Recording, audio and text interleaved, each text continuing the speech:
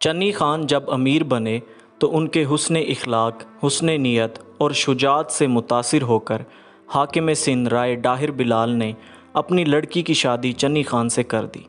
جس دور میں امیر چنی خان حاکم بنے، اس کے کچھ ہی عرصے بعد شہنشاہ جلال الدین محمد اکبر کا بیٹا شہزادہ مراد ملتان آیا۔ اس وقت سندھ چونکہ ملتان کے ماتحت تھا، چنانچہ امیر چنی خان بھی شہزادہ مراد سے ملنے ملتان گئے۔ اس ملاقات میں شہزادہ مراد نے امیر چنی خان کو منصب پنج ہزاری عطا کی اور سندھ کے زمینداروں کو امیر چنی خان کے ماتحت کر کے حکم دیا کہ اوباڑہ سے لاڑی بندر تک تمام محصولات امیر چنی خان وصول کر کے سرکاری خزانے میں جمع کروایا کریں گے۔ شہزادہ مراد نے امیر چنی خان کو ایک جاگیر بھی عطا کی، جس میں امیر نے اپنے خاندان اور ساتھیوں کے ہمراہ سکونت اختیار کر لی اور ایک نیا شہر جھنکار بازار کے نام سے آباد کیا۔ امیر چنی خان وہ پہلے شخص تھے جن کو دلی حکومت نے کلیکٹر کا عہدہ دیا۔ امیر چنی خان نے 150 سال عمر پائی۔ امیر چنی خان کے دو بیٹے تھے، مہدی خان اور داؤد خان۔ انہوں نے سیاسی سیادت اپنے بڑے بیٹے مہدی خان اور مذہبی سیادت اپنے چھوٹے بیٹے داؤد خان کے حوالے کرنے کی وصیت کی۔ نواب بہاول خان عباسی ثانی کی 1809 میں وفات کے بعد ان کا بیٹا عبداللہ خان مسند نشین ہوا اور صادق محمد خان ثانی لقب اختیار کیا۔ نواب صادق محمد خان ثانی نے اپنی حکمت سے نہ صرف ریاست بہاولپور کو داخلی اور خارجی خطرات سے تحفظ دیا، بلکہ اس کی جغرافیائی حدود کو انتہائی وسعت دی۔ انہوں نے سادہ قبائلی نظام کے بجائے باقاعدہ نظام حکومت کی بنیاد رکھی۔ نواب صادق محمد خان ثانی نے اقتدار سنبھالتے ہی اپنے 3 بھائیوں اور 2 بھتیجوں کے قتل سے اپنے تخت کو رنگین کیا۔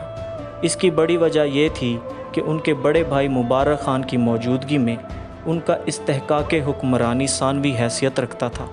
اس مقصد کے لیے نواب صادق محمد خان ثانی کے ایک وزیر نصیر خان گورگیج نے اپنے ایک رشتہ دار کی مدد سے شہزادہ مبارک خان کو قید سے نکال کر بڑی سفاکی سے قتل کرنے کے بعد ایک ٹیلے میں دفن کر دیا۔ یہی نہیں بلکہ انہوں نے اپنے دوسرے بھائیوں اور بھتیجوں کو بھی قید کر دیا۔ 1812 میں شہزادے قید سے فرار ہوئے اور ایک سپاہ سالار فتح محمد خان غوری کی مدد سے قلعہ دراوڑ پر قبضہ کر لیا۔ نواب صادق محمد خان ثانی نے اس بغاوت پر قابو پا لیا اور اپنے دوسرے بھائیوں اور بھتیجوں کو بھی قتل کر دیا۔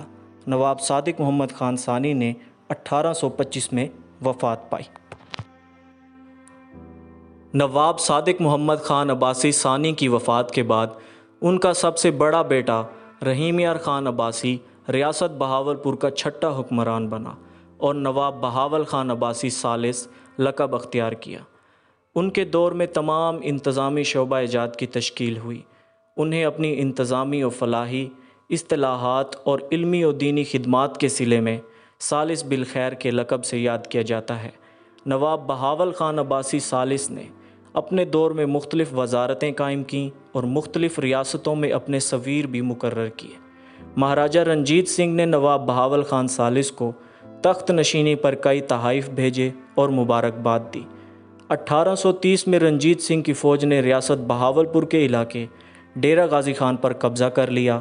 اس کے علاوہ ریاست بہاولپور کے ساہیوال میں موجود 44 گاؤں، ملتان میں موجود 331 گاؤں، مظفر گڑھ کے 19 موضع اور ڈیرہ غازی خان کے 36 مقامات پر بھی قبضہ کر لیا۔ 1830 میں رنجیت سنگھ نے بہاولپور پر قبضے کے لیے شام سنگھ اٹاری والا کی سربراہی میں ایک بڑی فوج روانہ کی۔ ریاست بہاولپور کو ان حالات میں بیکانیر، جیسلمیر اور سندھ کی ریاستوں سے بھی حملے کا خطرہ تھا۔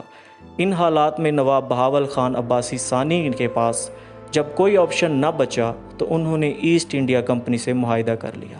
اس طرح ریاست بہاولپور سکھوں کی جارحیت سے بچ گئی۔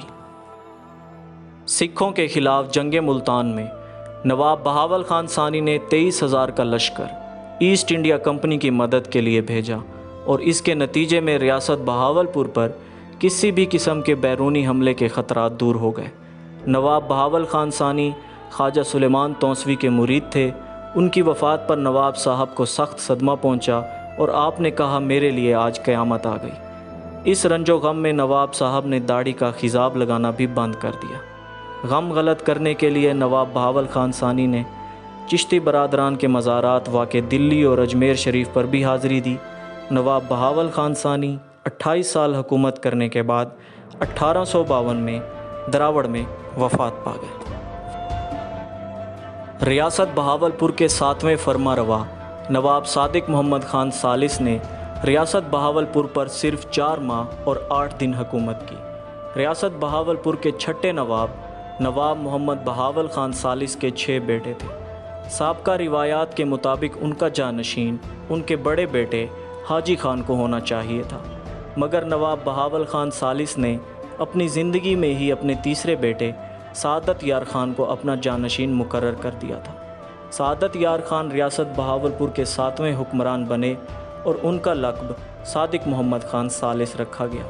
مسند نشین ہوتے ہی نواب صادق محمد خان ثالث نے کچھ ایسے اقدامات کیے جو ان کے خلاف بغاوت کا سبب بنے۔ انہوں نے اپنے بڑے بھائی حاجی خان کو قلعہ فتح گڑھ میں قید کر دیا اور اسے زہر دینے کی ناکام کوشش کی اور باقی بھائیوں کو بھی قید میں ڈال دیا۔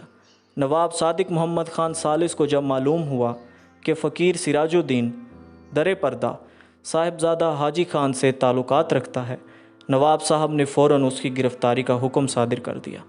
فقیر سراج الدین کو جب معلوم ہوا تو وہ ریاست سے نکل کر آدم وہاں چلا گیا۔ صاحبزادہ حاجی خان کا سابقہ ملازم مولوی شیر علی فقیر سراج الدین کو ملا اور حاجی خان کی رہائی کے لیے مشورہ کیا۔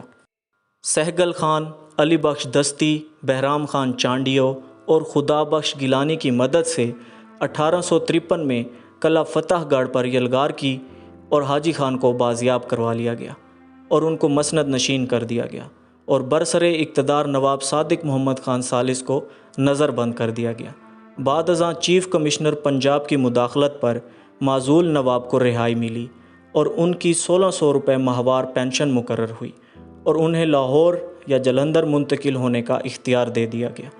بعد ازاں لاہور میں قیام کے دوران انہوں نے تخت کے حصول کے لیے دوبارہ کوششیں شروع کر دیں۔ خود نواب صادق محمد خان ثالث نے حکومت کو لکھا کہ وہ تاحیات تخت کے حصول کی کوششوں سے دستبردار نہیں ہوں گے۔ جواباً ان کو لاہور کے شاہی قلعہ کے مسمن برج میں قید کر دیا گیا، جہاں وہ 1862 میں انتقال کر گئے اور انہیں لاہور میں ہی دفن کر دیا گیا۔ ریاست بہاولپور کے 8ویں فرما روا نواب فتح محمد خان عباسی نے 1853 سے 1858 تک حکومت کی۔ 1853 میں 7ویں عباسی حکمران نواب صادق محمد خان ثالث کی معزولی کے بعد ان کے بڑے بھائی صاحبزادہ حاجی محمد خان ریاست کے 8ویں حکمران بنے اور فتح محمد خان کا لقب اختیار کیا۔ نواب فتح محمد خان نے سب سے پہلے ارکان حکومت کا تقرر کیا۔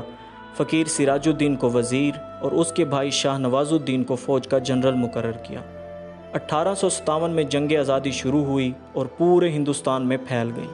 برِ صغیر کی دیگر ریاستوں کی طرح نواب فتح محمد خان نے بھی انگریزوں کا ساتھ دیا۔